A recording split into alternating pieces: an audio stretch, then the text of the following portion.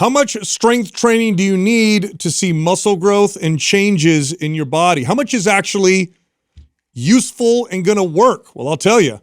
2 days a week for 30 minutes. It's true. Ooh. For most of you, 2 days a week, 30 minutes will give you great results. We're going to give you a 2 day a week, 30-minute dumbbell at home workout program. We're going to give it to you right now. I don't believe you. That'll work for most of you. Let's get into it. This one feeds into the stigma that we have. You know what I'm saying? Like we're like these old dads for only beginners who people are don't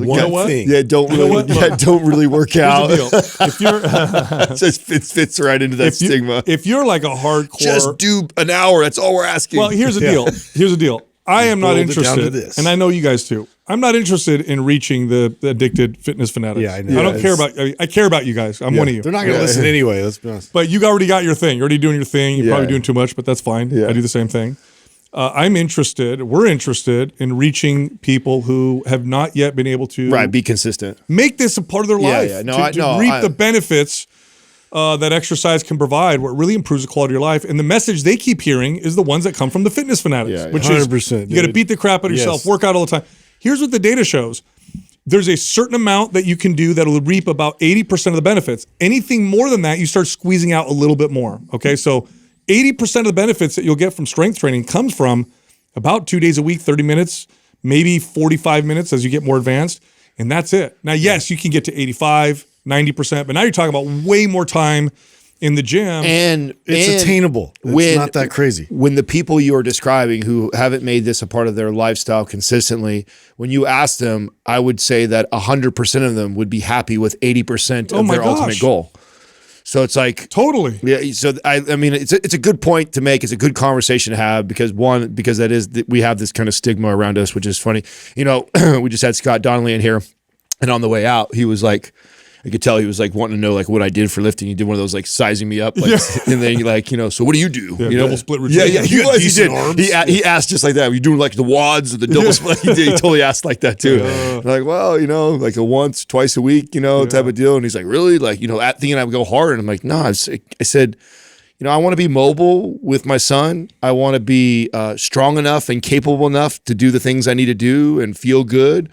I want to have a healthy enough metabolism that I can eat a flexible diet and enjoy foods that I like to eat. I said, so it really doesn't take as much as what everybody makes it out to be. And the further you go outside of those boundaries, if you eat like an asshole, it does require a lot more activity to burn all those calories. But if you eat balanced and feed your body properly, you don't have to train that much, that hard, that often to elicit a tremendous amount of results. Listen, most of my clients that I trained for years and years and years and years trained twice a week, strength training. That was it. That was their routine, 2 days a week. By the way, one of the challenges with this is people hear the message that you need to be active every day to be healthy.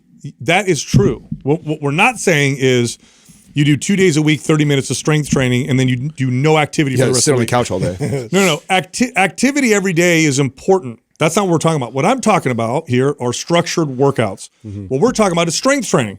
How much strength training do you need to do to get about 80% of the results that strength training is going to provide?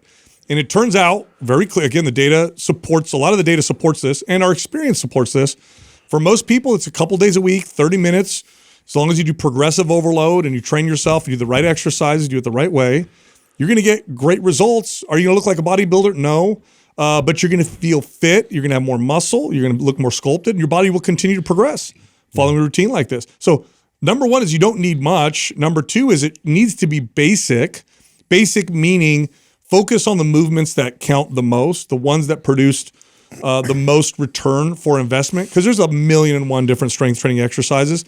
And they all have value if they're applied properly, but they don't all have the same value. And for this person right here that we're talking to, this person is interested in health, fitness, faster metabolism, good hormone health, some strength. Like some exercises are just better to invest your time in than others. So it does need to be basic. The next one is intensity. Once I say this, here's what happens. Even if I convince somebody who doesn't understand what I'm talking about, and I say, 2 days a week, 30 minutes, then they immediately think, oh, that's because you beat the crap out of yourself. Hit. You must go so hard twice a week for 30 minutes that's all you need. No. That's also not true. The intensity is about 80 to 90%. So you're going hard, but you're not at 100%. You're not killing yourself. In fact, for most people, that kind of intensity all the time will actually cause your body to regress. You'll start to overtrain and burn yourself out. 80 to 90% intensity most of the time is what you're after. And yes, there are those short stints or spurts or sprints where you are pushing it, but they're short. You know, most of the time, good 90% of your year is going to be sitting at around 80% intensity. That's what gives you and that's the best effort, results. really. Yes. I mean, more than anything, you don't have to assume that that's just load, that we're just maximizing every single time. You can actually apply more effort into some of these exercises and also change up your acute variables. So you could change the tempo, you could hold it for a bit longer, but to keep within that 80-90% range is ideal. That's right. Which doesn't include failure, by the way. Right. Yeah, Failure is 100%. Right. So it's not even failure training. No, this is stopping about 2-3 reps before your form's going to break down. So it's hard, but you know I could do about 2 more reps. That's when you stop. Rep range. Let's talk about that here with this workout. You know, all the rep ranges up to maybe 50, which all the rep ranges from 1 to 50 have value. We're going to pick though the rep range that's going to provide the best bang for the buck and the best safety. And that's between 8 to 20. So it really doesn't matter. I don't care if you go 15. I don't care if you go 8 or 10. It is a good idea to try to work in different rep ranges. So, you know, for a few weeks, you could stick to around 10 reps. Maybe a couple weeks after that, stick to around 15 reps. But 8 to 20 is a nice sweet spot when it comes to rep range with when it comes to risk, building muscle strength, and performance. I was just going to ask you, I'm assuming that the reason why you're not including the 3 to 5 rep range, because we know how beneficial that is for building muscle, is for the risk profile. That's right. Yeah. So that's right. Safety. Yeah. So, because then you're definitely going to get some science nerds. They're going to hear that and be like, how could you not include 3 to 5 reps, which is some of the, you guys, so you were factoring in a risk profile. That's right. And the reason why that it changes by the rep range is someone who chooses a weight, they can do 8 times. It's going to be significantly lighter or relative to their max lift. That's right. Where if you're picking a lift that you're only going to get 3 to 5 reps, you're closer to your max and therefore has a greater risk profile. Typically, right? Yeah. And this is a safe zone for any lifter to start for results at. and risk. Yeah. Right. Nice for both of them. Next up is you're going to rest in between sets for about 2 to 3 minutes. 2 to 3 minutes because the rest periods are what makes strength training. Mm-hmm. If I cut the rest periods too short or eliminate them completely, this is no longer strength training. So you might as well get rid of your dumbbells and just do jumping jacks in place. You're essentially getting the same value. And I'm oversimplifying, of course, but the rest periods in between are what allow you to train in the energy systems that produce strength and muscle. Yeah. That's what we're looking for. It's crucial. If we're going to do strength training, it's to build strength. If we're going to do endurance training, it's to build endurance. If for what we're talking about, this is strength training. So even if you feel like you can keep going, you rest in between sets. I like that you said 2 or 3 as well, because some people could just do 1 and still consider it strength training. However, the more we lean towards the longer amount of minutes, because typically people, they don't follow this. This is something that they just ignore and just want to keep pursuing the rest of the workout to get it finished, and then miss all the benefits. In fact, I recommend people, especially if this is new to you, get a stopwatch and literally watch the stopwatch and then wait till at least 2 minutes before you start again. Because a lot of times people, especially in the beginning, they're like, I think I can go again, and they jump right in. And then we lose some of the benefits of strength training. The exercises that we're going to list, you want to do about 2 sets of each of the exercises. Now that's looking at the total volume for the week. Again, we're looking at, minimum amount to get most of the benefit. So when we go through the exercises, you're doing two working sets. So this is after you're warmed up and you feel good, 80 to 90% intensity. You want to do 2 sets of all the exercises that we are going to list here. And the focus is on getting stronger. If you're getting stronger relatively consistently. So if you're just getting started, you're going to notice yourself get stronger week after week. If you're feeding yourself properly, you're doing what we say, you're doing it right, you should see yourself add reps or weight pretty consistently for a little while. This doesn't last forever, but over time, strength is the best measure of whether or not you're moving in the right direction. Now, of course, 3, 4, 5 years down the line, you're not going to get stronger forever. But initially, it's strength that correlates to building muscle. It's strength that correlates to improved performance, improved results. If you're getting stronger, when my clients were getting stronger, I know we're doing a lot of things right. We're doing at least most things lining right. up.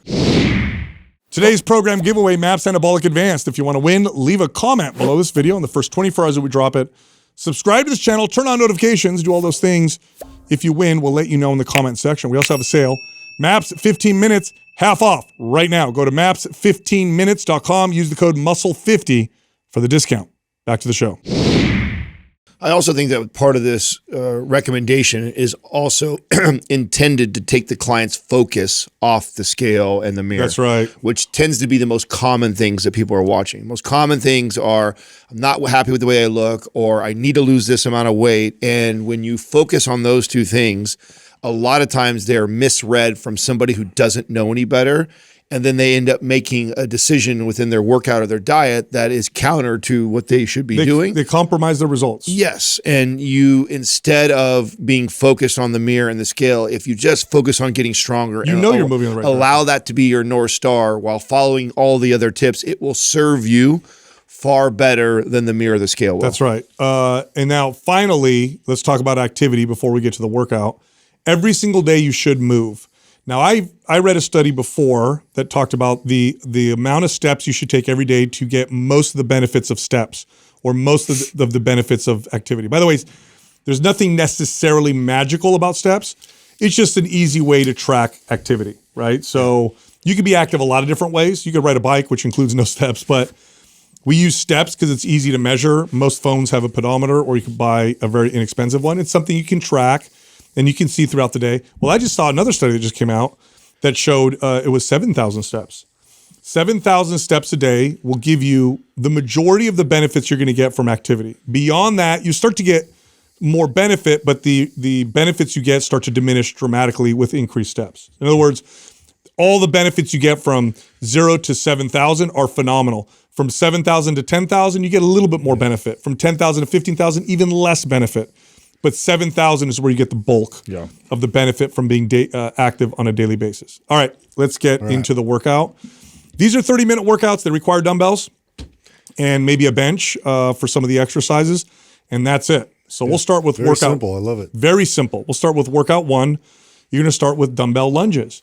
The goal is to do 8 reps to 20 reps per leg. If you're doing lunges, it's probably easier to go for 8.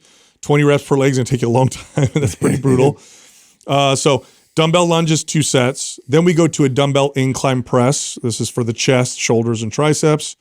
Then you have a dumbbell row, and then you do reverse crunches. 2 sets each, 4 exercises. This is workout 1. Do this, skip a couple days, then you get to workout 2. The first exercise on workout 2 is dumbbell Romanian deadlifts, RDLs. This is for the glutes and the hamstrings, another lower body exercise. Then you're doing an overhead press.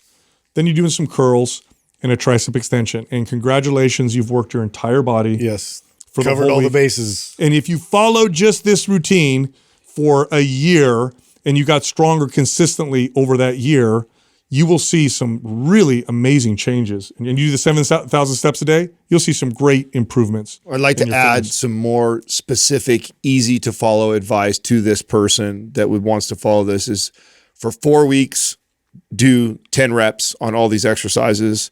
Then for 4 weeks, do it at 15. Then for 4 weeks, go to the 8 rep range and just keep cycling through that for the entire year. Totally. 100%. You do that, keep it easy, simple, because the only thing that I can see changes it just enough. Yep. We tend to rotate things in our programs around 3 weeks for our reasons, but like 4 is easy just every month. This is the month I'm running 10 reps on everything I do. Oh, this is the month I'm doing 15 reps of everything. Oh, this is the month I'm doing 8 reps of everything. These are the exercises I'm doing. You cycle through that for a year's time. That is going to progress most people significantly in their first year of training. And even if it's not your first year, if you've been out of training for a while, like let's say you've been off for 6 months, a year, or years, but you've trained in the past, this routine will get you really, really far. That's right. All right. I got a cool study here on exercising cancer. Probably besides not smoking, that's not really a thing you do. It's a thing you don't do. Besides not smoking, exercise is the most anti-cancer thing you can do. And by the way, if we take the category of exercise and look at the subgroups of what form of exercise has the greatest strength training, cancer risk reduction, it's strength training. But all forms of exercise, pretty remarkable. There's a new study that came out. Is strength training more than not smoking, or is still not smoking number one? It's more. You know what's funny about smoking? So smoking causes a lot of problems. Right. The cancer, I hate to say Does it filter more problematic cells out through cell autophagy? I'll read this study to you. So exercise creates a less favorable environment for cancer growth by altering hormone levels, immune function, inflammatory markers, and metabolic factors. An Australian study in 2022 found that blood samples taken after a single 30-minute exercise session, so one 30-minute workout, reduced the growth of prostate cancer cells by about 30%. In vitro. So they use in vitro is not an animal, right? So it's not a human, but in vitro, when they take the blood sample of someone who's exercised for 30 minutes and they put it in there, it reduces the cancer cell growth by 30%. Now we see this translate into the real world. Exercise, strength training in particular, dramatically reduces cancer risk, like in a big, big way. It's one of the single biggest cancer reduction risk things you could do. Smoking causes a lot of health problems. So it's not just cancer. We think of lung cancer or other cancers. It also can cause heart disease. It causes stiffening of the arteries. It could, contribute to lots of different things. The lung cancer risk increase with smoking, and I hate to say this because it sounds like it's a defensive. It's actually not that big of a jump in risk. It's a jump for sure, but it's not like this huge jump that people freak out over. Now, that doesn't mean you should smoke, because smoking causes a lot of other health problems. When you downstream things. When you compile all of them together, terrible. Okay. Not good for you. But yeah, how crazy is that? One blood sample reduced cancer cell growth by 30%. Yeah. Because of what gets put in the blood from exercise, from what the muscles release and the body releases. Now, unrelated somewhat, but did you hear about the bee venom in breast cancer research? No. So there was like a substantial reduction. Like they're starting to use it as a treatment, valid treatment. I don't know what the percentages. It was a very high success rate that they're using with bee venom. That's wild. Yeah. That is so wild. Doug, can you look that up? Bee venom please and look it cancer? up. I've been meaning to bring that up, but this is one of those old notes I had a long time ago and just kind of like fell off. But well, you know that we've gotten like snake venom. We've learned how to get anticoagulant medicines for from blood pressure, or something like that. Yeah, from snake venom. So it's pretty cool that. Yeah, natural sources. I'm always interested in that, if it makes a substantial impact or not. What does that say there, Doug? Yeah, so there are certain components of bee venom, particularly melatonin is called, that may have anti-cancer properties. So induce cancer cell death and inhibit growth. They can target specific cancer cells and a variety of other things. Yeah. Now, is anybody bottling this up and selling it in pill form, or is this I like don't know if it's that level yet? Yeah. Only been worked on animals mainly at this point. That's interesting. Yeah, it's so interesting to me how different people react to bee stings. Forget the allergic part, but I don't know. Do you guys get a big reaction from a bee sting? No, Katrina does, but I don't. Me neither. Yeah. I get nothing. I get like a tiny little whatever. Yeah. I have a cousin whose hand gets all swollen if he gets. There you go. So scientists tested honeybee venom on different types of breast cancer cells in laboratory dishes. The secret weapon is melatonin, a molecule that punches holes in cancer cell walls, causing them to die rapidly while leaving healthy cells mostly unharmed. Researchers found that melatonin works like targeted missile. Anyway, this says that it was like destroyed 100% of aggressive breast cancer cells in under 60 minutes. Whoa. Which was crazy. Interesting. What would they do? Like inject it directly into a tumor? Yeah, injected it. That would be interesting. Is this all relatively new too? Is this like just now emerging science? I just saw it. Yeah, I saw it like a month or two ago. Oh, interesting. Yeah. It's so funny yesterday, and without talking about who the person is, because I don't want to give them lots of fame or whatever. Got called out by some person on social media about a comment we made about protein, animal protein being superior. Oh gosh. Which, by the way, this is such a silly argument. I literally told the guy, I said, we have been on air for 10 years. 100% there are things you could come after us for that are way better than this, because this is pretty established. And the thing was that, animal protein gram per gram, it builds more muscle. It's got better amino acid profile, more bioavailable. This is pretty well established with protein experts. Anyway, he did this post trying to refute something we said. So I went on there and commented, and oh my God, I didn't realize that his page, because it says Dr. So-and-so, his page is all about, it's all these like pro-animal welfare vegans. Yeah. And that's the religious side of veganism. Dude, it's also the side that we defend. Yeah. It's, I mean, if you're going to be about it. Yeah. No, I mean, that's what when we talk about veganism and the people that like we totally understand is the people that are doing it for those reasons. Like if it's not a healthier way to eat, like that's established. We know it's more difficult. We know all of the science says. We've said that since day one for a long time. But at the same token, understand that there's people that are like, hey, they believe it. And like, I'm not going to tell them that's a bad. You know what's interesting to me? This is how you know it's for some people it becomes like a false religion almost. Is like you can say I believe in the welfare of animals to the point where I don't want to eat them. Okay, you can say that, but then what they do is they have to go and try to make points that are not true. Like it's healthier, it's better. Vegan protein is better for you. That's what people were saying there. It's better for you than animal sources of protein. I'm like, you don't have to say all that. Yeah. But that's how you could tell that it gets so twisted that not only do they say, I don't want to eat animals, they also say, oh no, but it's also better and everything. Like there isn't a single thing you could list. It reinforces their belief system instead of staying objective. Yeah. Yeah. It was wild. I know I got called an animal abuser in that. I wish I would have seen that, would have leaned into that. I saw him kicking a dog the other day, actually. Dude, I almost commented like, no, I eat them, but I don't abuse them. Abuser. I don't keep chickens and just like burgers is abuse. I'm gonna eat you later. Just mess with them all day long. Those are my favorite Instagram doctors. That's that gets them the mat. They don't like when that. You say Instagram doctor? Yeah. Oh, look, I just go, oh look, another Instagram doctor. Are you done with your TikTok dance? Because they get so mad. You can tell they get so upset. They hang their hat on that so much. Oh look, an Instagram doctor. Oh my God. Yeah, I just saw a post on who was it? A fitness influencer. I won't say what it is. Did a post and said how they can't wait for lab grown meat to be commercially like available. Because it's proven itself to be so healthy, obviously. Well, he's like, I should read what he said, but essentially how it will be the greatest reduction in suffering in human history. I know. Come on, read it then. Did it really say it like that? Okay. I'm eating lab-grown meat the second it's mass market ready. It's biologically identical to animal meat and will reduce suffering more than any technology in the history of our planet. Do they believe in keeping wildlife wild?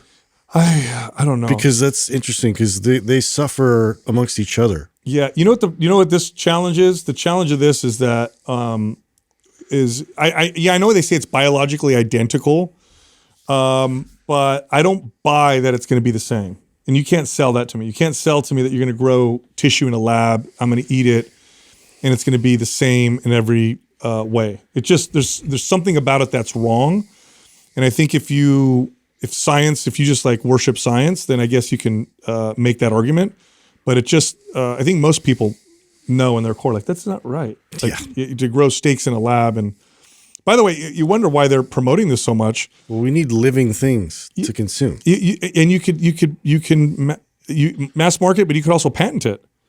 If you lab grow meat, you have now patented steaks that you could sell, that you could now competitors can't copy.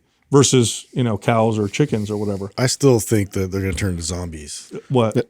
People that eat this lab-grown meat only. Like, what are you consuming? Yeah, there's no life in this.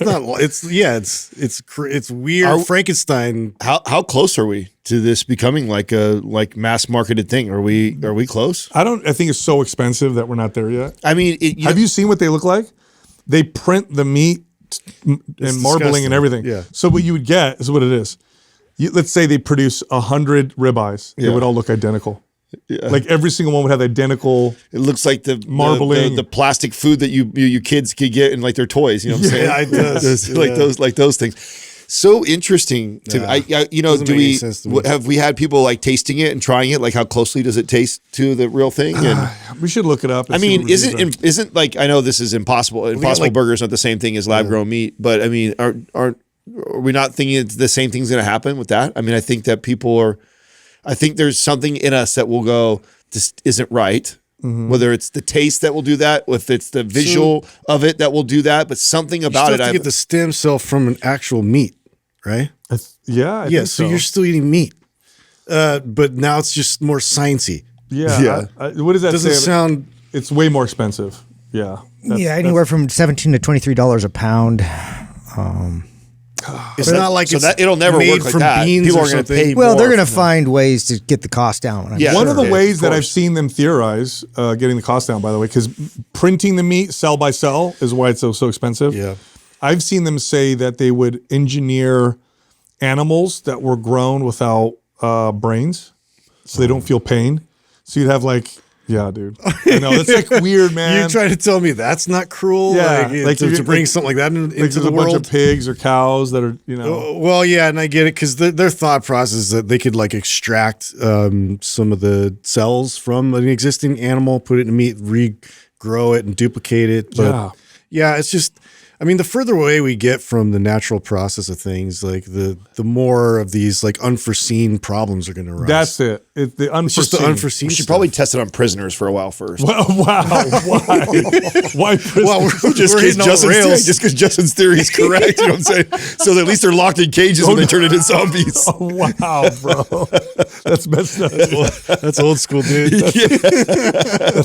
That's messed up. Dr. dude. Fauci would I love mean, that. just in case Justin's right, it's not a bad strategy to like, let's test this out here. We'll run it in prisons for like a decade and then we'll launch it. That's not nice. He's joking, everybody. Yeah, they've done experiments on prisoners in the past. I know. Yeah. Where they've injected It's them with terrible. things and stuff. Yeah. Oh man. That's super not cool. Oh, God. Did you guys see? I know you did, Justin. The sphere, the metal sphere. That I was heard you guys talking about that off air. What was that? Dude. What? He's all whispering. It was clear. It's like it's, Pull it up, Doug. Pull up the sphere over the. Is it Mexico or volcano? metal orb that was like inside a volcano in Mexico.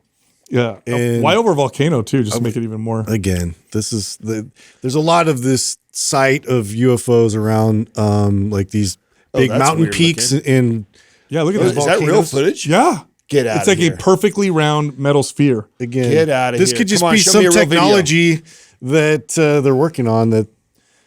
That's I mean most of this stuff too. And I had somebody was breaking this down. Wow, that's a with lot the of footage right there. UAPs that now can submerge in water really fast. But like this is like an emerging technology they think that the government's been working on. Dude. I mean, we're definitely due for some like Blackbird type shit that we hadn't. I mean, that was like 1960. That was a long right? time That was ago. like- Where are we at now? Yeah, exactly. That was a long time ago. We're growing meat in a lab, bro. We should be doing some crazy shit on the airplane side. Come on. They wouldn't share it with everybody. Gene either. editing Well, that's silently is getting crazy. I don't know if you guys looked into that. What is it? Gene editing. Oh no, I haven't. Oh yeah, it's advancing like crazy. Like, I saw not secret, but have you guys seen how fast like some of these commercial drones are? Have you seen how fast they take off? Oh yeah, they're crazy. Oh, it doesn't look real. Yeah. You can go on YouTube where Yeah. people buy. Oh yeah, they take off so fast. Yeah. It is and you're scary. just wearing the VR and Yeah. it's just I mean, what through your own head movements. What did Scott Donnelly say today when we were talking to him about it's Donald, by the way. Oh, it's not Donnelly? That's Donald. Oh, it's Donald. Sorry, Scott. Shout out to Scott there. Get his name wrong Scott twice. Donnelly. I think he makes supplements. Wasn't that like a supplement? That's Joe. You know, I know. I used to know I'm Sean getting mixed up with Donnelly. Joe, our old friend there. No, what did he say? It's down to now. He was breaking down what the printing press did, then what the internet did, and then now what AI is doing as far as advancing. It's like 13 hours now. Yeah. All the information ever Doubles. Yeah, that we put out on the internet doubles every 13 hours. And right so now. back in the printing press, it doubled every blew my 25 mind. years. Yeah, it was 100 years before that, which was because of the speed of how much how fast people Right. could So write every and 100 spread. years before printing press, it would take to double the information. Then it was went 25. printing press, and that cut it all the way down to 25 years to double the information. Then the internet came around and took it to I think it was a One day. One day. was it 1 day? Yep. Yeah. And then now AI is now taking it down to what? AI took it down to 16 or 13 hours. 13 hours. Yeah. Yeah. And that's exponentially speeding up right now. Yeah. Yeah, it's Yeah. That's know, it's crazy. well, ChatGPT. Where are we at now? 5, I think. Have you guys used it? Yeah. Oh, I use it all the time. Is it crazy? It's ChatGPT. Does it talk to you? Well, now it'll do like infographics for anything you want. So you just, I mean, you can explain it, but now it'll also like show you visuals. It is very obvious to me that if you're listening to this right now and you're not at least trying to learn how to utilize ChatGPT, you are going to get left behind. because there's a learning curve of just understanding how to prompt it correctly. I mean, I barely I feel like I have a very surface. I use AI like advanced Google. That's, that's what they say every boomer does. Yeah. You know, a boomer, total boomer. There's all kinds of jokes circling around about, boomers use AI as just Google search with it, which is, hey, I mean, at least you're getting introduced to it. Yeah. But there is such a more advanced way to. I told you guys what my sister was doing, right? I don't know did I talk about that on the air? Yeah. Like I mean, there's the ways that some of the younger generation is using it is pretty fascinating, and how well you prompt it will determine how well you use it. Mm-hmm. And so if you're not practicing it right now, I think that you're going to get left behind. And I think every industry is going to get disrupted by it. I sent you. I mean, even like, so the old, like what we were saying just a few years ago was like, well, electricians and plumbers. No, even them. Like if you're a plumber or electrician and you're not using it to troubleshoot things and get to it faster. I told you about my brother-in-law who like fixed his, that's a mechanic right there. He literally, something that he would have done, taking it to a mechanic a year ago, he was able to use AI to actually work through that process and teach him in a very short period of time on his own car. Like, so it's like, if you don't think it's going to disrupt even physical labor, you're crazy. Well, what's crazy about this is that I sent you that clip yesterday, that gentleman, I don't remember who it was an expert on it. And he said that he says in 2 years, 50% of white collar entry level jobs are going to be gone. 2 years, 50% gone. And the challenge, I've seen even more than that. Well, the challenge with this is that we can't adapt fast enough. Mm-mm. Typically with evolving technologies, we can adapt markets with it. Well, but this will change so quickly. Well, what's going to happen, Sal, and I don't disagree with that point, is that we're going to have this, I don't know what you're going to call it, like a period of darkness or like a really rough patch. To your point, is that because typically when new technology comes out, it develops and creates more new jobs. That's right. And it will still do that. Yeah. But the fall off will be so fast that it's going to take the 50% people that lose their white collar jobs. Something out real quick. It's going to take them exponential, like more time to figure it out faster than the new jobs are coming on. And so we're going to go through this weird period where like those jobs, again, if you're using it right now, you're protecting your job. I really think that if it's going to come down to imagine a business where you have 15 employees that are doing jobs that technically AI is going to be able to do. There's going to still need to be one person on that staff. They have to prompt it, use it, do it. Might as well be you. That's right. So if you're listening, you be that person. Go figure that out. Protect your job by doing that, because you'll keep the person on the staff that has that ability to do that. Or they'll hire a hammer and learn a trade, because you're fucked. Speaking of industries, the gym industry is interesting. Did you see that article that Jackie sent over, the average cost of a gym membership? Oh, I didn't see what it said. So I read that, and I read a little bit of the article. What's interesting to me about the gym industry is it average or median? Because did it take because it's lower and higher? That's right. That's what I was going to say. Okay. What's happened in the gym industry is you have really cheap or you have now expensive. Yeah. The middle stuff is gone. Crushed. It used to exist. There used to be like nice mid-range gyms. Now it's like you're paying either $10 a month, and then that's the kind of gym you get. Or you're paying $200. Or you're paying $150 or $200 a month type of gym. It's really interesting how that's happened. Well, because it's so they're so closely related. Because even like your spa, that's $150 to $200.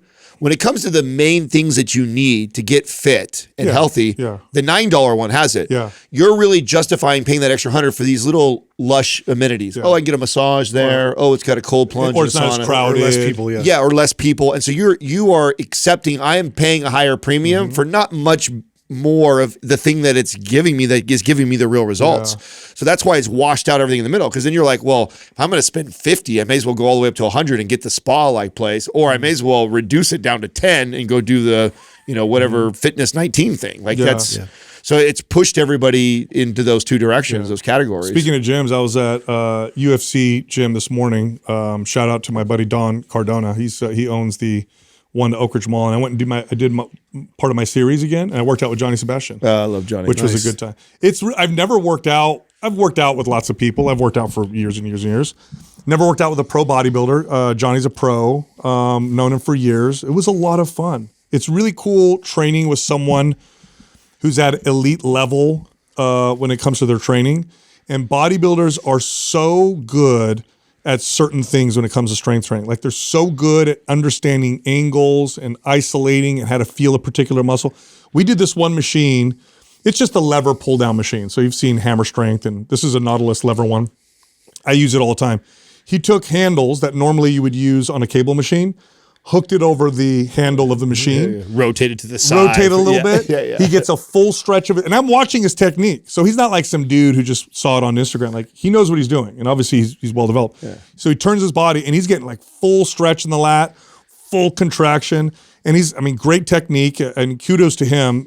He's been bodybuilding for decades now, competing, never had a major injury, and it's because his technique is so good. He's not one of those guys that goes after like just chasing crazy amounts of weight. Such a good point or topic to bring up after the fit tip that you had today, and we were talking about how to get 80% of the results. Yes. It's what I love it too. I mean, I've worked out many times with Johnny, and you have? Oh yeah, there's a crew of in fact, maybe for the editing team, I'll send a great old school picture of me and my belt and wife, my tank top. Burnell and Golds. Yeah. That's where we all used to train there, and so I've got me. There's like 4 or 5 of us pros that were all together that used to lift like that, and we just rotate who's leading the workout and stuff like that. But my point is that. So good yet so bad, like so good and fun for like you, with your knowledge and understanding to witness it, be a part of it, have fun with it, enjoy it.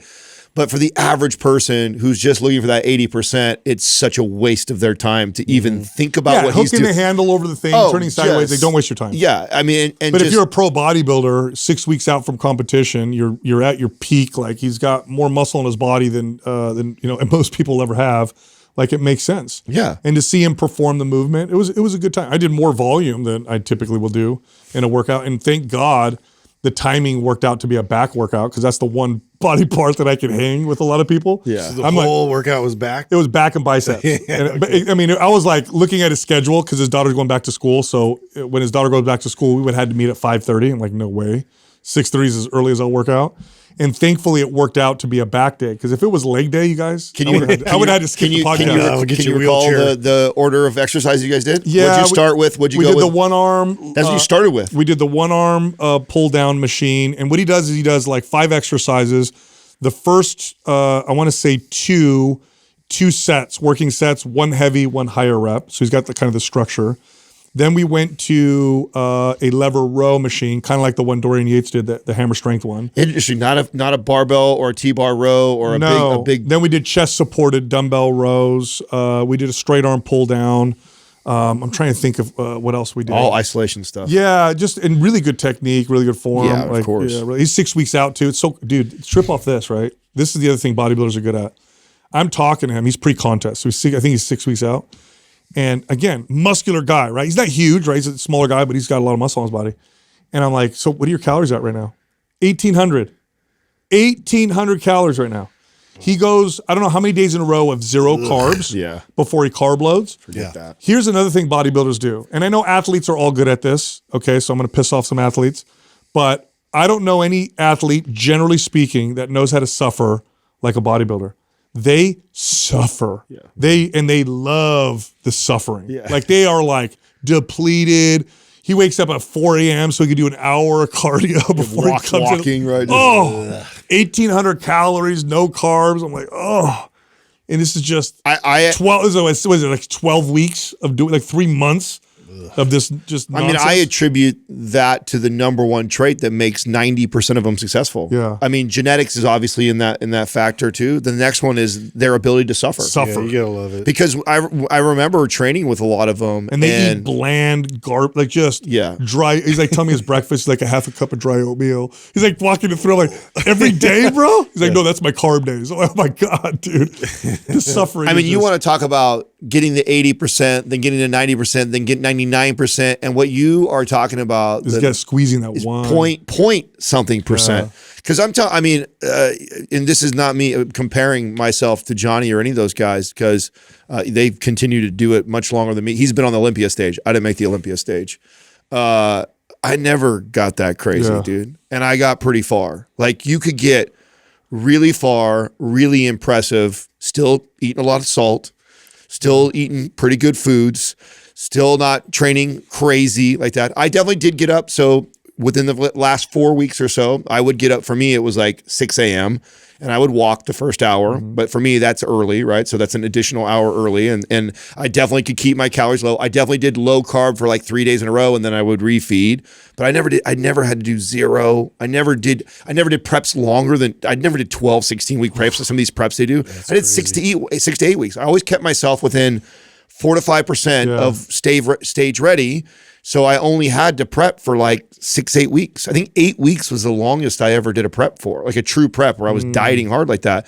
And some of these guys, they suffer, in my opinion, way longer and harder than they need to. Now, granted, I do believe he's trying to, squeeze out a percentage that I was just willing to give up. You know what I'm saying? I was like, I'm just trying to prove I could get up there, you know what I'm saying, and do my thing. Like, I openly am not trying to get on Olympia stage. Like shredded glutes. Right. Like that's shredded, a whole shredded other butt level. cheeks is what they're after. That's nuts. It's so wild. Yeah, we had a good time though. He's a great guy. He's so funny too. Great. I love Johnny. Oh, Johnny's a great person.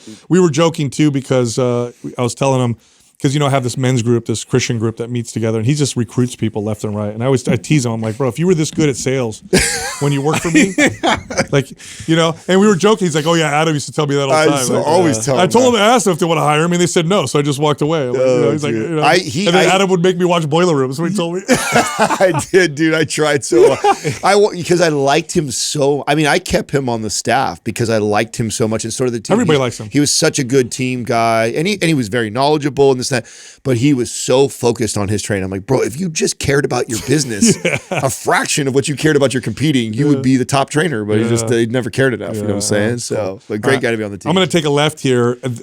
Something I did not know until we had the CEO of Paleo Valley on the show, and I got to say this. So one thing we've talked about, they have these grass-fed meat sticks. That I didn't understand. Now I know because she explained it. I didn't understand how they kept them from being dry, and like jerky is always dry and whatever, which is fine. I don't mind that much. But the meat sticks from Paleo Valley are not dry. No. It's like they're fresh. It's like someone made it so for you. unique. It's like somebody literally made it for you and then gave it to you, not in a package. That's what it tastes like. It's like, it's juicy. Tender, juicy. Yeah. And I asked her, I'm like, how do you do that? They're fermented. Yeah. The meat is fermented. So the fermentation process breaks down the meat so that it stays juicy and it's not dry and like most jerky. And so I love how honest she was about how it costs them a lot of money to do that process, and that's why you don't see that everywhere. I was just going to say this is why the reason why not everybody does it is it's more expensive and more time, and both of those cost companies way more money. If you can't turn out the product faster, time is money, and if it costs more to do it and you don't get that much ROI on it, most people they just skip it. They're like, forget it. This is how we've always done it. But so I love when I hear stuff like that about some of these companies that we work with, when they take that extra step to make a product significantly better than its quality just speaks for itself. Super high quality. It ruined meat sticks for me. There's a lot of good meat sticks out there, but none of them taste like that. This is like somebody made a sausage for you and then just serves it to you. That's what it tastes like. Yeah, that was fascinating when she brought that up. It made a lot more sense when she said that. Totally. That was so good. Doug, I want you to look something up for me. Look up the brain health benefits of nicotine. Now, the reason why I'm bringing this up is because my wife's mad at me because I use nicotine lozenges. So I just want to make a point. Just want to make a point. No, that's sell it a little bit more. Yeah. That's not why. Although she teases me. Did I tell you this? My mom came over, and so I'll use nicotine lozenges sometimes for the cognitive boosting effects or whatever. And yes, it's addictive. It's addictive as caffeine, I would say. But my mom asked my wife. She's like, "What are these?" She's like, "Oh, that's Sal likes to use nicotine sometimes." She threw them all away. My mom did. In my house. She probably thought you were like struggling with smoking or something. Like, my son is smoking. By the way, this is a typical Italian mom. I'm a grown man with kids. Grown man. She comes in my house. She throws my stuff mom? What are you doing, Mom?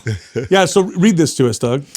So yeah, there's potential short-term effects of nicotine on mental health. Cognitive enhancement may temporarily improve attention, working memory, fine motor skills, and episodic memory functions. Yeah, mood regulation. It helps with that. Did you guys know? I find it less addicting than caffeine, in my opinion. So do I. Wait. I sometimes I'll forget. I don't even care. Caffeine is way harder. When they're in here and you got one with that, I'll ask you, throw me one, I'll have one, but then I'll go weeks, I forget we don't have it. It's like, so I don't know. I feel like it's different. That's what the data says, but for me, I can go. It's a nice little pick me up. Yeah, but did you know that it has been studied as a treatment for Alzheimer's and Parkinson's? I believe, Doug, if you could look that up. It's really interesting. Well, won't anything that has cognitive benefits help that? Not anything. I thought almost anything that has reported cognitive benefits would also almost maybe, but I know that this is actually have been researched as a. There you go. See, some studies suggest potential protective effects. In other words, potentially preventing things like Alzheimer's. I'm not promoting, by the way. We don't have a nicotine company. People are like, are you trying to sell nicotine? But it is interesting that because it's been so closely connected to cigarettes. I feel like the cigarette companies would be all over that as a promoting. Well, they can't because cigarettes are not good for you. By the way, vaping nicotine's bad for you too. Terrible. You get popcorn lung from inhaling all those solvents. Is that on the rise still, or is that coming down? Yeah, the solvents. That was like skyrocketing. Dude, I have a family friend that just passed away. I didn't know him very well, but I knew him when I was younger.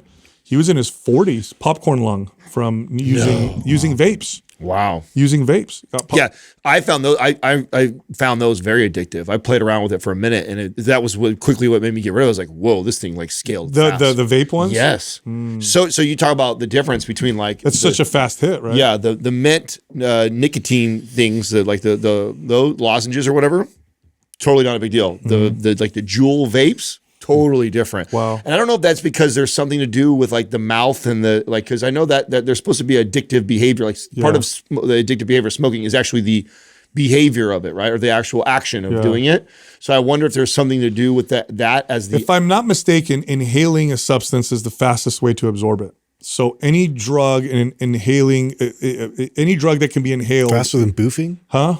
Yeah, dude. More than boofing. Okay. If people don't know what that is, go ahead and Google that. We're not going to explain that. Make Doug do it. Doug, Google boofing. Doug was some boofing, Doug. Captain Boofer. Doug's a big boofer. Yeah. I'm assuming you're talking suppositories. Yeah. How'd you know, Doug? I'm just guessing. Good Educated guess. Sure. Anyway, how many of you guys are using the Jolie? Changed my life. Okay, so Changed my life. Okay, I want to hear this. I was hoping you would say that because you're the guy with psoriasis and skin stuff. Well, it's okay. It's just full disclosure though. There's more than just the typical reason why I say it changed my life. So, if everything that we did to the house, right? So we got the house last year, and I didn't move into it for almost 8 months or something like that, and we remodeled like pretty much everything. And so to like our spec, Katrina and I were really thoughtful of like, this is all the things that we want. We got it the way we just want it. And the one thing that I was like kind of unhappy with was our bathroom, and they had just kind of remodeled it. And so I just didn't feel, I was like, do I really want to destroy this whole thing just because it doesn't have a bathtub? And I'm a bathtub guy, and the shower. So they had, and in California, we have like this, weird restriction valve thing or whatever for water pressure. Yes. So stupid. So I had a shower head, no exaggeration, that was like a drip. So I have this beautiful house that I just designed all nice for myself, and then I thought, logically I told myself it's not a big deal, but then I realized like I shower twice a day every day, and when I'm in first thing in the morning, I'm kind of a bear like Justin, like getting in and taking a shower where half my body's cold still with hot water on me. I was like, this is going to be a problem. It's like your shower has prostate enlargement. So I was ready to. I was already. We were like a month or 2 months in. I was ready to blow the whole bathroom up. I was fed up. I told Katrina, I was like, F it. Or I can't take this anymore. I was so angry. And she's like, well, let's have my brother take a look at it and see if he can change something on the valves, and we'll put the new Jolie head on it and stuff like that. Oh, put it on like night and day difference.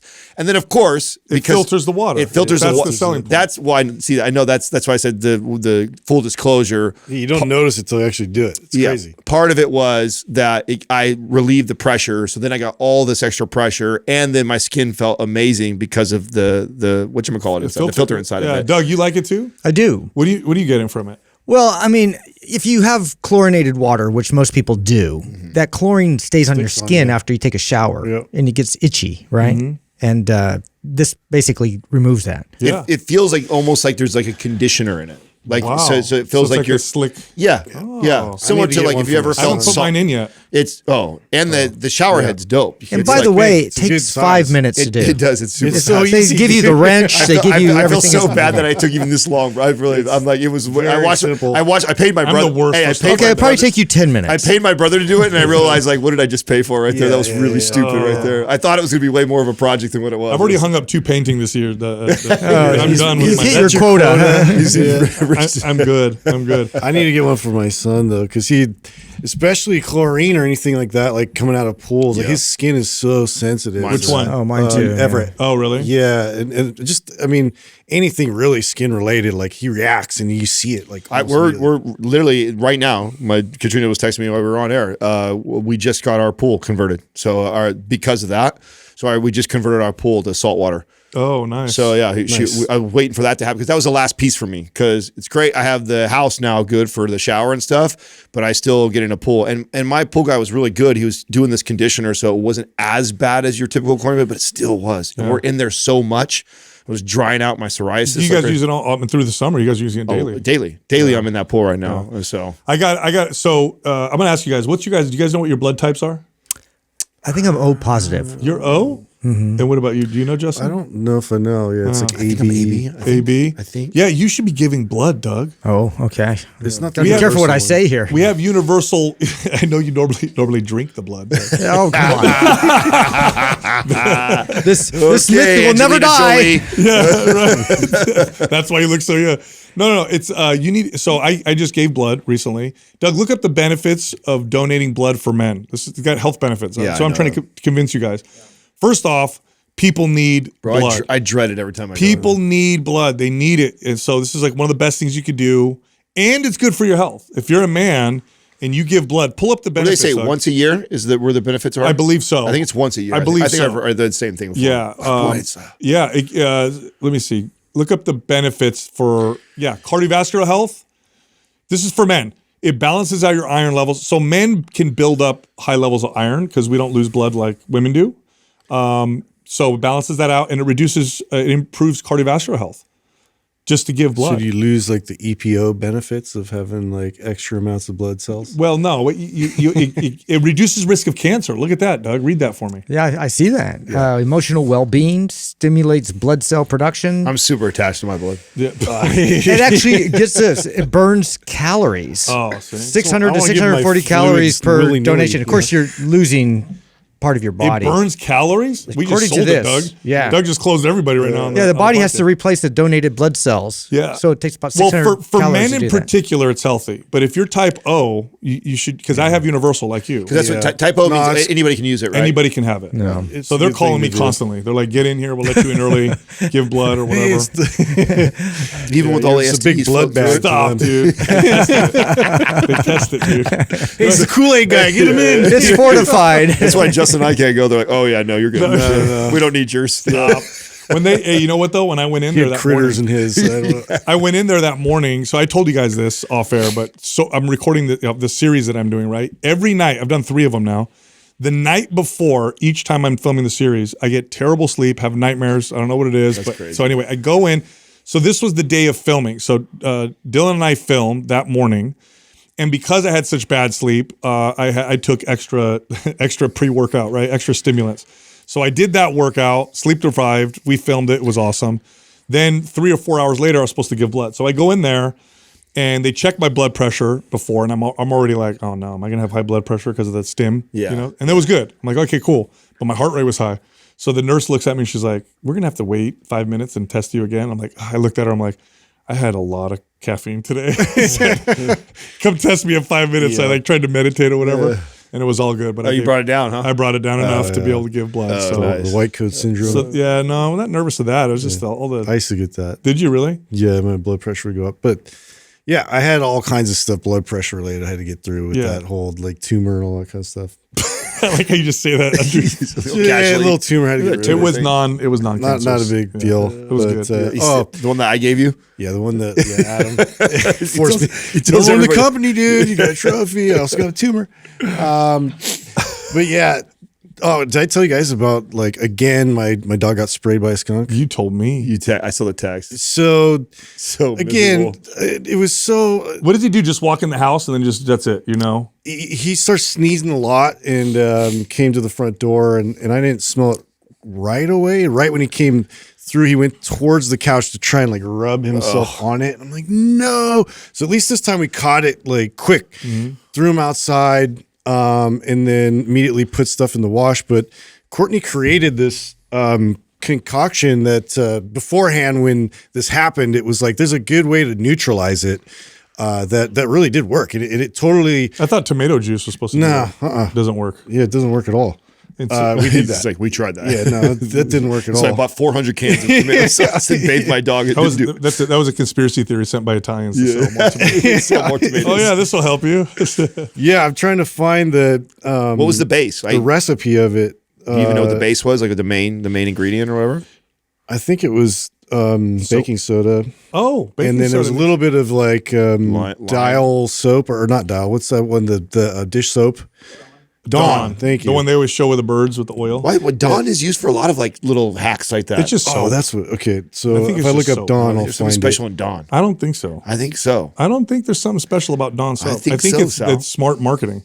I think what they did was with I the can't oil find it. spills, they Is this the donated one with hydrogen peroxide, baking soda, dish soap like Dawn? Oh yeah, here's half a cup of baking soda, 1 quart of hydrogen peroxide, and a couple squirts of Dawn. But yeah, I just wanted to throw that out there in case anybody else had like the problems. a problem with a skunk. And so the other thing I learned about it though, which is it's unfortunate we have skunks and we got this like crazy ecosystem at my property. There's like all kinds of different animals coming through because we got fruit and all this other stuff.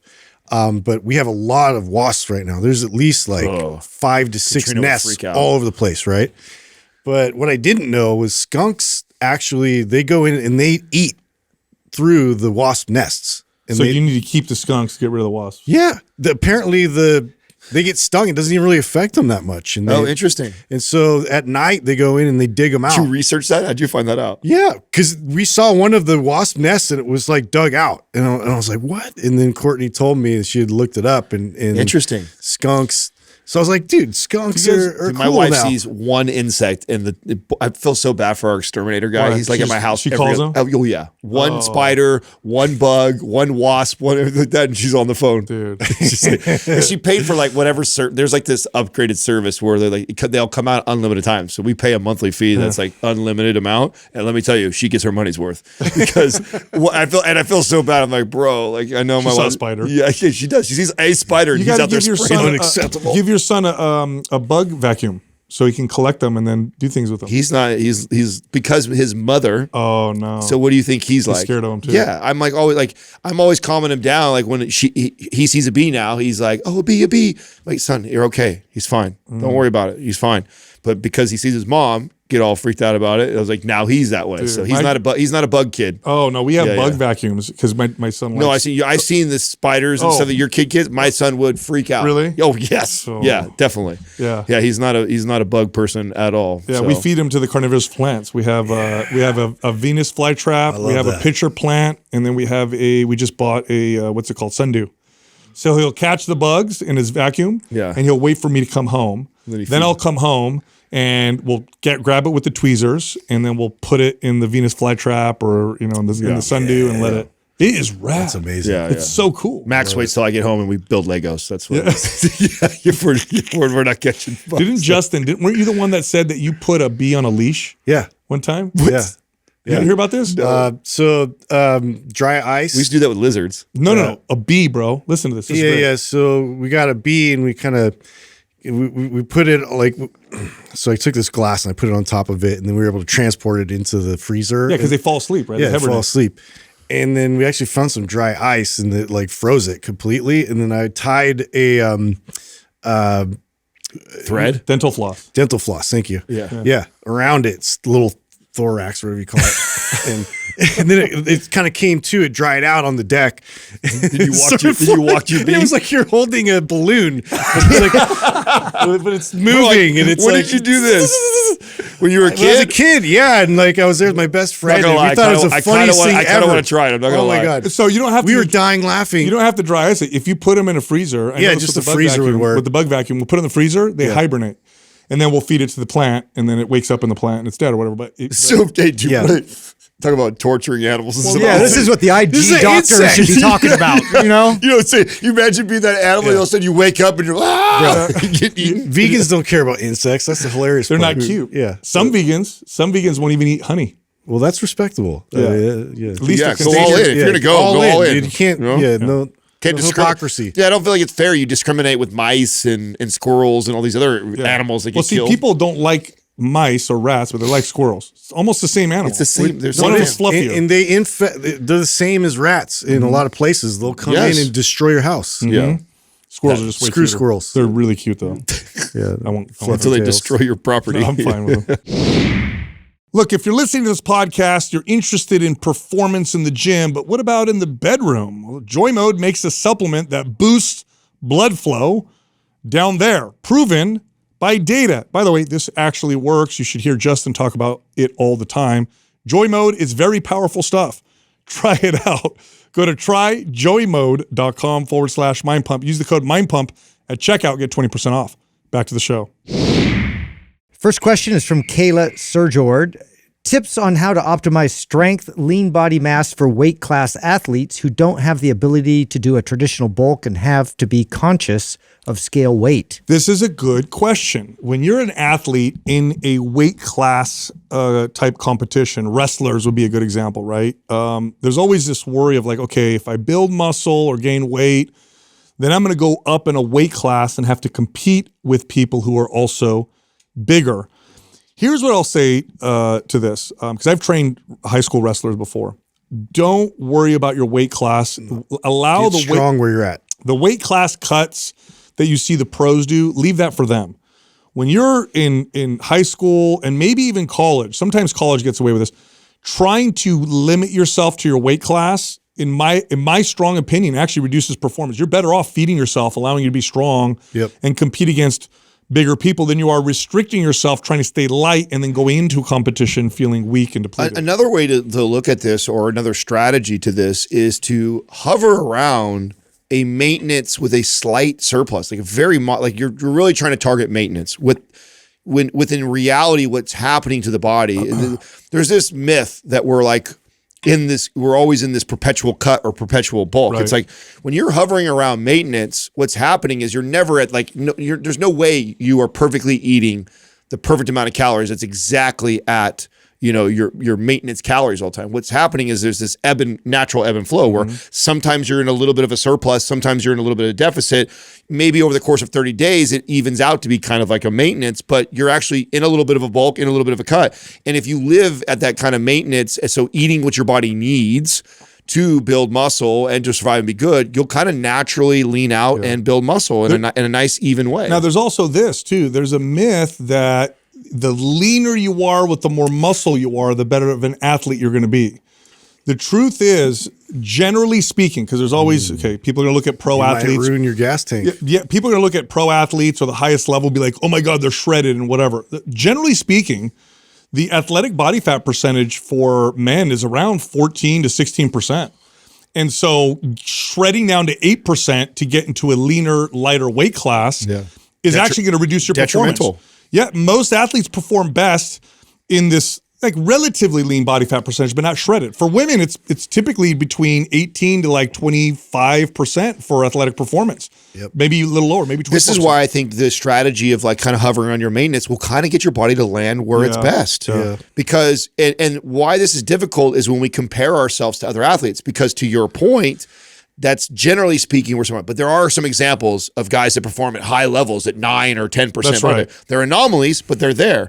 But then there's others that are at the higher percent. And so really it's where your body feels most comfortable and lands there. Point. Yeah, and I think too, a lot of times it's the coach is pushing these athletes into those categories. They need unhealthy. Yeah, they want them to win because they know they'll dominate at a lower, body weight. Or class. they just need someone to compete in the weight or class. they need somebody there. They just shoo them in there. Mm-hmm. Yeah, so that's, and if it's a parent, you got to look out for that. I trained a high school wrestler who was, I think he was a junior, whose coach made him cut so much. I mean, the kid passed out. Isn't Kayla the fighter?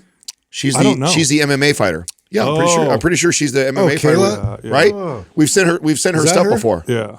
I think when you're at that level, Kayla, when you're at your level, what you want to do is maximize technique, skill, and performance, and stay in that kind of maintenance. Yeah, that's why I think that's the best advice. Because very few people can do this. There are some fighters that'll cut 15 pounds of sweat to make a weight class, or 20 pounds, and then they can compete the next day. But not most people can't do that. And definitely women. Women have a tougher time with that. Right. Next question is from Clo Lifts.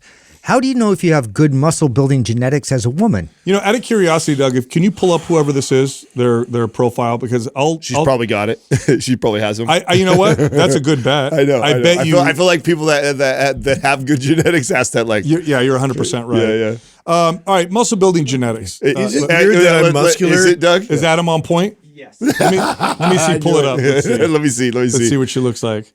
Let me see. Oh yeah. Yes. Oh yes. Scroll down. Yeah, yes. Scroll down more. Yes. Yeah, bro. dude. Yeah. Great. Oh my God, look at her back. Yes, dude. Yeah. Okay. You have good muscle building genetics. You got great genetics. Yeah. So muscle building genetics kind of fall in this category. Do you build muscle easily?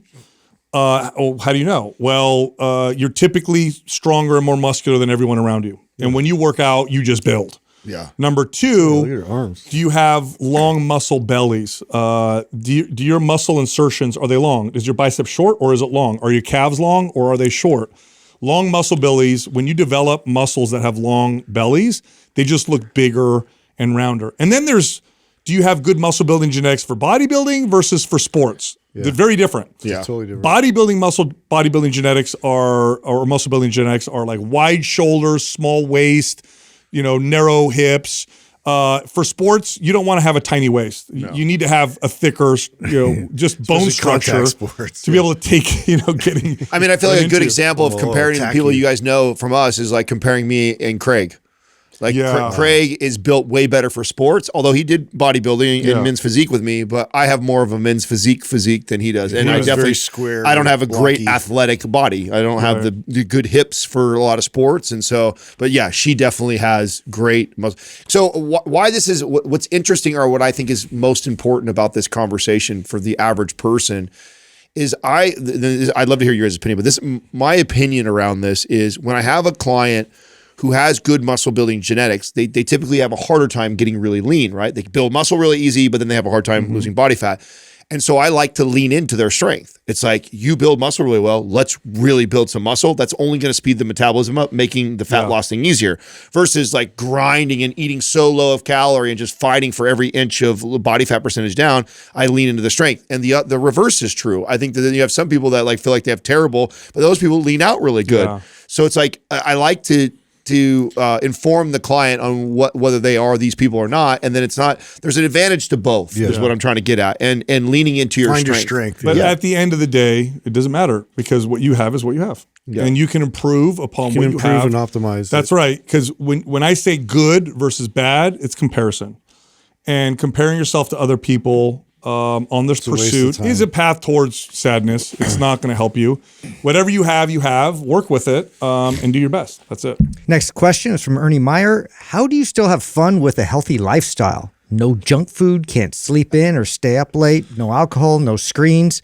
What's there to look forward to? Lame. I do all those things. Yeah. Well, I had Chinese food yesterday. I slept in on Saturday. I had some alcohol last weekend. Watched some Netflix with my wife. You know what I'm saying? Like, I don't know. You know what's interesting about this? So there's a couple sides to this. Number one, there's this myth that there's freedom in doing whatever you want when it comes to healthy lifestyle. So I'm free and you're restricted. You're restricted because you're focused on eating healthy and you have to go to the gym 3 or 4 days a week. I'm free because I don't do any of that and I eat whatever I want. But it's a myth because you're not really free.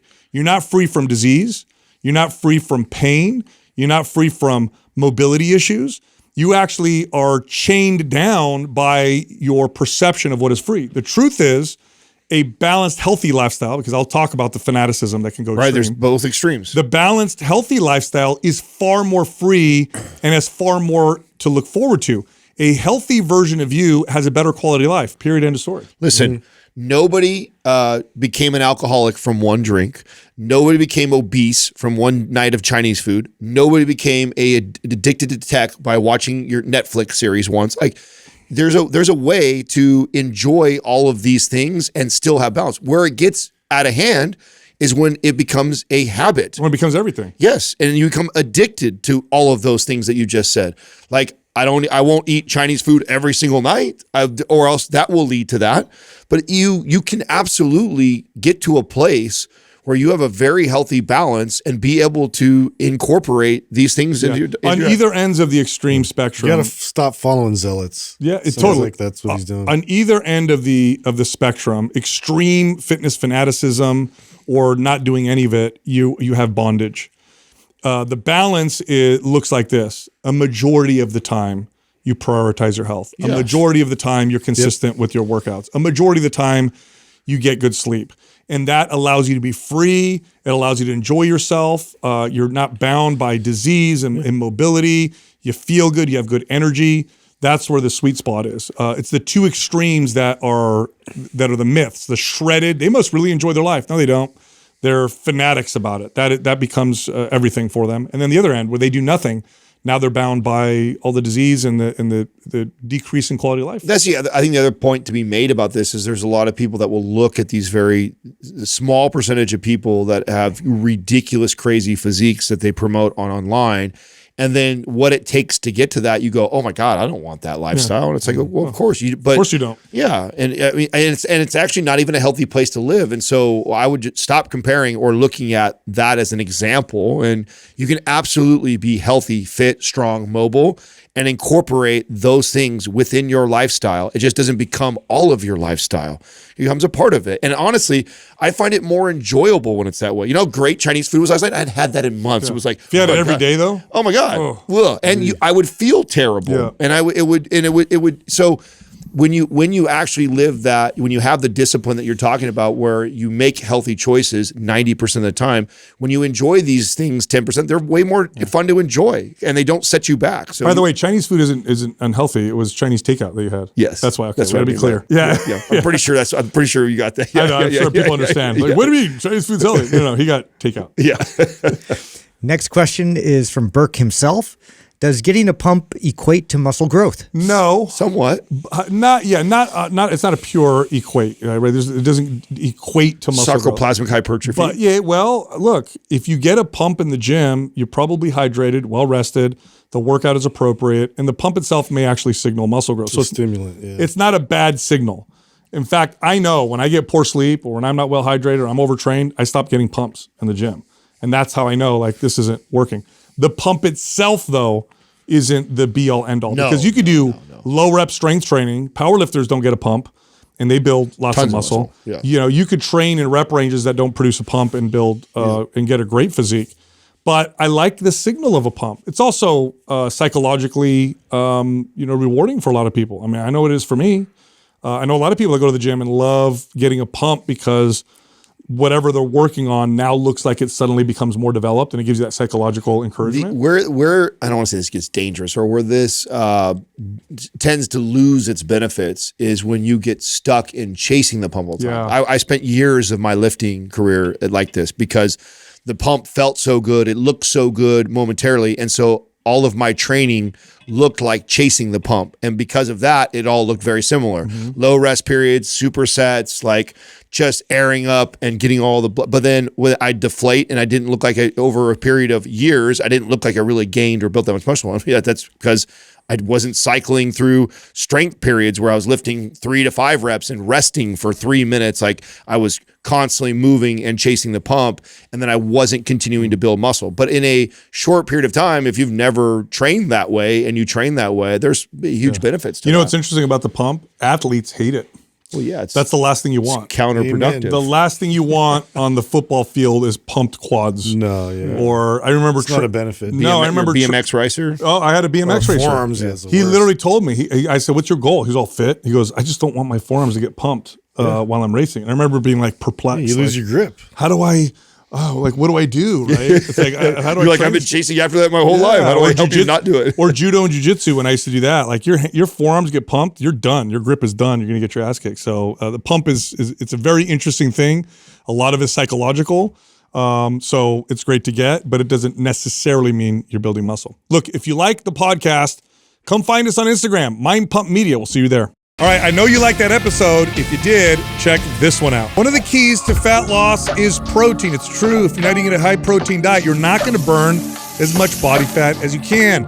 So today's episode, we're going to talk about the smartest ways to use protein for fat burn and to build muscle. You got to watch this. I wish I understood this earlier in my career. I think it was probably almost 10 years in when I Same. started to just focus on this with clients. I knew it was important, Yeah. but I don't know how important. Yeah, I also did. I knew it was important, but I also didn't